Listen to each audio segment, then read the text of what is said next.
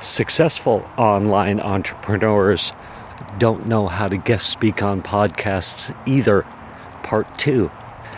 Yes, it's true. Successful online marketers, coaches, course creators, consultants, experts, e-commerce sellers who want to guest speak on podcasts, they don't know what to do either. And I figured out how I can help them and how I was lacking confidence in the moment, but I've got it now. So what a great awakening, what a great experience. I'll get into it in this part 2. Listen in. You know when someone is selling from stage and at the end the audience gets up and rushes to the back of the room to buy? That's a table rush. My name is Mischa Z, and the Table Rush Talk Show is all about bringing you the tools, strategies, and tactics that you can use to grow your audience and inspire them to buy. How about that intro, huh? Here's to messy action. I also want to speak to the power of going to networking events, conferences, things like that. It's such a great place to test and try your material. And, I was speaking mostly to aspiring entrepreneurs. That was my general thought process. The get ready to guest speak on podcasts and then guest speaking on podcasts. I've been helping a ton of aspiring entrepreneurs, successful entrepreneurs as well, who are now ready to guest speak on podcasts. Let's say successful entrepreneurs who are not successful online yet. And so they want to, start guest speaking on podcasts. And so I was not really paying attention to successful online marketers. I was thinking, maybe, not sure how I'd help them. And by testing my material at FHL, Funnel Hacking Live, where there's 5,000 online entrepreneurs / marketers of all shapes and sizes in all different parts of the journey, or some are just getting started, some have been doing it for a long time and haven't found success yet, some got super successful right out of the gate and are crushing it, some who went the normal curve, paid their dues and are now successful, etc., etc. But so I gotta test my material. It's very powerful, and these takeaways that I'm going to talk about on this episode, and perhaps a part 3, we will see, came to me actually as I was meditating and reflecting on my Funnel Hacking Live experience, that conference experience. So I had talked to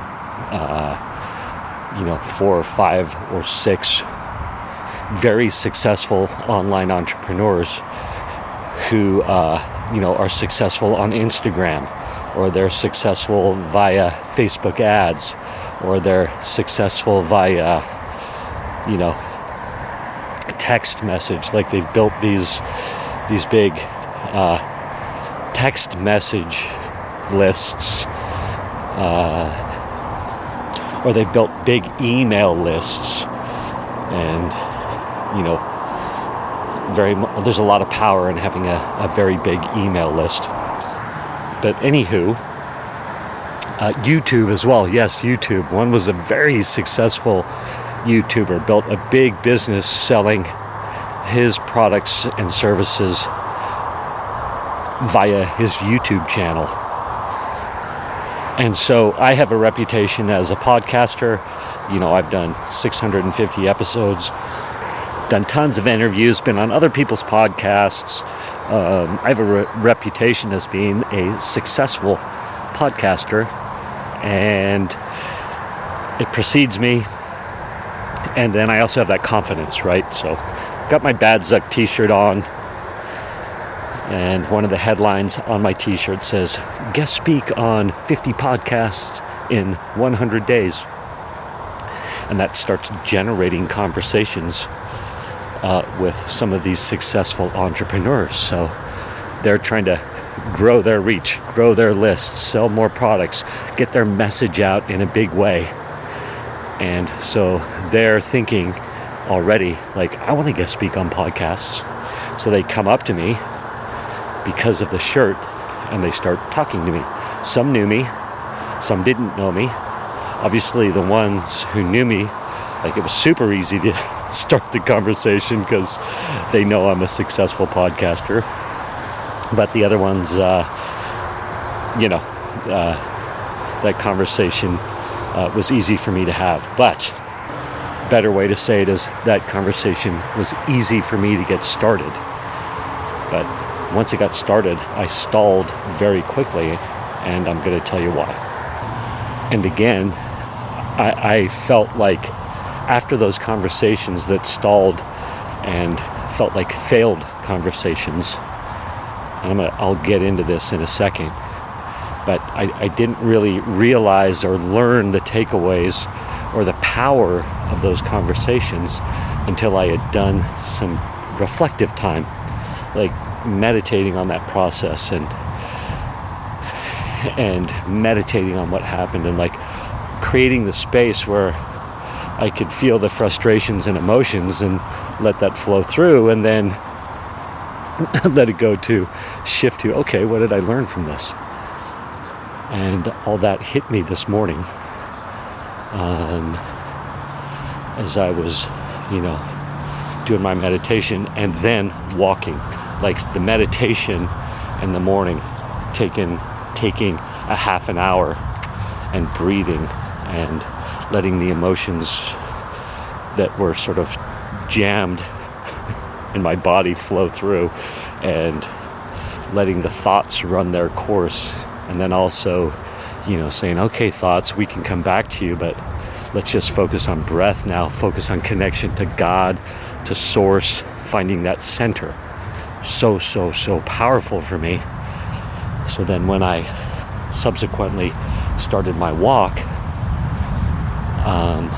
I started downloading all the content from that connection, if that makes sense. And it hit me about, oh my gosh, the conversations felt like a fail with those successful entrepreneurs, but they're not. They're extremely data rich, lots to be learned. So I started taking notes. Anyway, thank you for listening. Here we go. So these entrepreneurs would come up to me. We'd start the conversation and they'd say, yeah, I want to guest speak on 50 podcasts in 100 days. And I would say, I assumed that they already had their VAs on it, or they had a team ready to do the booking for them. So I would skip the questions that I would normally ask somebody else, like what do you want to speak on? What podcast do you want to speak on? What's your goal of guest speaking on podcasts? Because people do have different goals, right? Some people specifically want to pitch a product. Some want to develop leads. Some want to just build brand awareness. So what's your goal, right? For some reason, I would skip all this stuff. And this is what came to me in my meditations. So I would go to, hey, look, I'm not doing mine is not a done-for-you service, I would tell them, because they want a done-for-you service.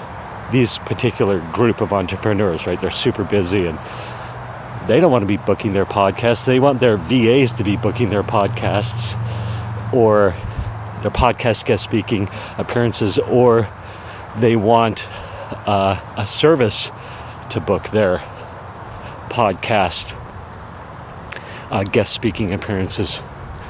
And so I would say, hey, well, you could just have your VA go through my course, join my membership, and then they would learn everything that they would need to do to book the shows for you, right? And so the conversation would stall, and they'd be like, oh, well, it would just stall, right? And go nowhere. And I hadn't asked enough questions, it turns out. That hit me this morning. I wasn't asking the normal questions. And actually, these questions that I'm listing out right now are great for you to think about, and they're great for me to ask no matter who I'm talking to, who wants to guest speak on podcasts, who's talking to me about that. Like, doesn't matter whether you're an aspiring entrepreneur, a fledgling entrepreneur, a super successful entrepreneur.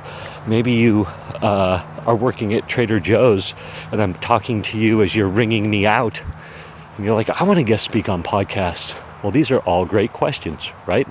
So I'll go on. What's your goal of guest speaking on podcasts? Where would you send them? The listeners. What podcasts have you spoken on before? Have you inventoried your current contact list, your sphere of influence? Have you started reaching out to them and asking, who do you know who has a podcast that I could speak on? Have you done any sort of a soft launch campaign announcing that you want to guest speak on podcasts? What audience are you trying to reach? Are you trying to pitch, or are you open to a more thoughtful conversation, or both? And then, depending on their answers, I could say, oh yeah, I can help you. Let's get your fundamentals set up, so then you can sick your VAs on them, on this, on the project, right? And yeah,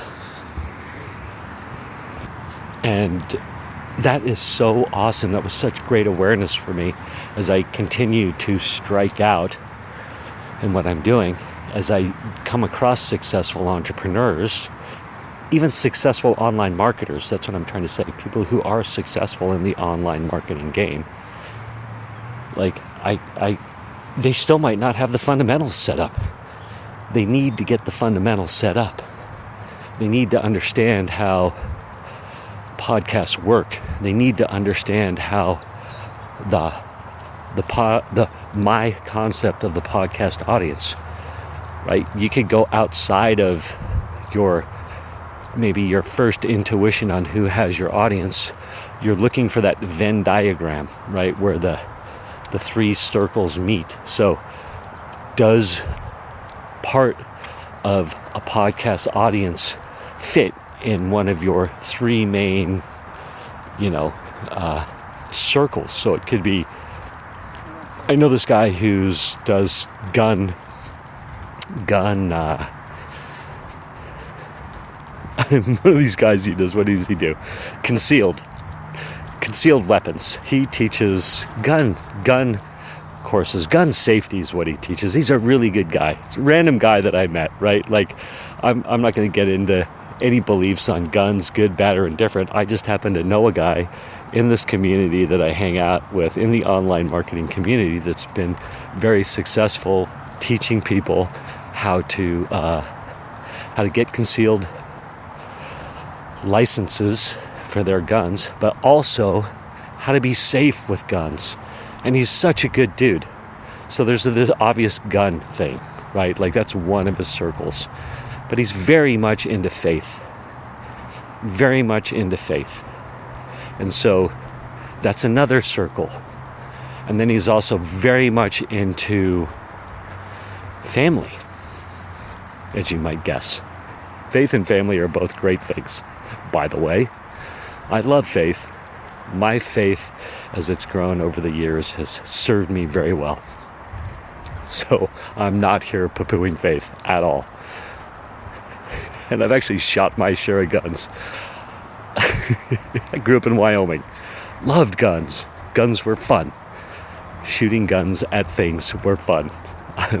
Guns anymore, I'm not so much into them. Do I think they're a big value add to society? I don't know. Save that for another day. But family is very important to me too. But anyway, so you could speak. Does the podcast have some cross section of that? Well, that opens up the breadth of podcasts you could speak on. So that's one idea. The other thing is the concealed gun guy was talking to me. He's like, I want to guest speak on podcasts, but my VA is having an incredibly hard time getting me booked on shows. The market environment has completely changed for guest speaking on podcasts, he tells me. He's like, man, it used to be so easy, but it's hyper competitive now. And so I've got great strategies to solve that problem, right? But I didn't ask him, actually, question number one. Well, what is it that you want to talk about, right? I just assumed what he wanted to talk about, but I don't know what it is. People come up with new ideas, new courses, new this, new that. You know, he could have been, who knows what message he was wanting to get out and or promote. And so I didn't even ask him that. I just assumed it was about concealed weapon stuff, but it might not have been. And then also, no matter what, like that list of questions, all those fundamentals, he needs to do that stuff. So then he can sick his VA on it. So it hit me so strongly. I had the same conversation with, again, 4 or 5 other very successful entrepreneurs who are crushing it, who are wanting to guest speak on podcasts. And I defaulted to the same thing. Look, mine isn't a done-for-you service yet. I'm working on that. That will come someday, but it's not what I'm trying to do now. Done for you, meaning I book you on shows. It's not what I'm trying to do now. I'm trying to teach people how to get themselves on shows. I am teaching people. I am not trying to. I am teaching people. I'm trying to grow my membership. Actually, I'm not trying to grow my membership. I am growing my membership. Anyhow, so I was defaulting with these other, 4 or 5 or 6 entrepreneurs, successful entrepreneurs. It actually could have been more. Well, let's get your VA in there.